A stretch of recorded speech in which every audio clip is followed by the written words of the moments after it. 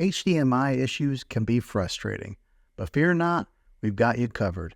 In today's tech video, I'm going to give you some tips on how to fix your HDMI problems on your Pioneer Smart TV.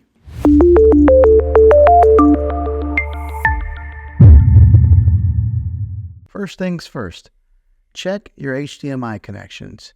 Ensure that all cables are securely plugged into your TV and check the HDMI cables to the device that you're connecting to. Sometimes it might be a simple problem of an HDMI not being plugged in all the way. Next, navigate to your TV's settings menu.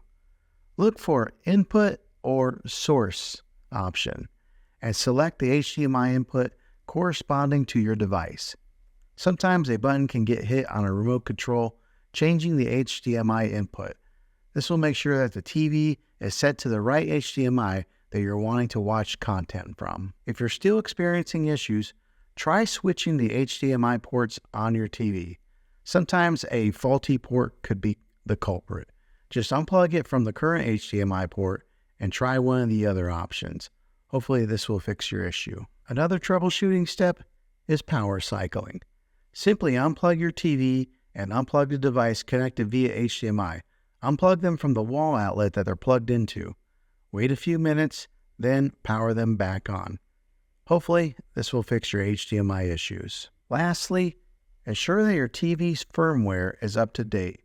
Manufacturers often release updates to address compatibility issues and bugs. Go to your settings and update it to see if that resolves your HDMI problems.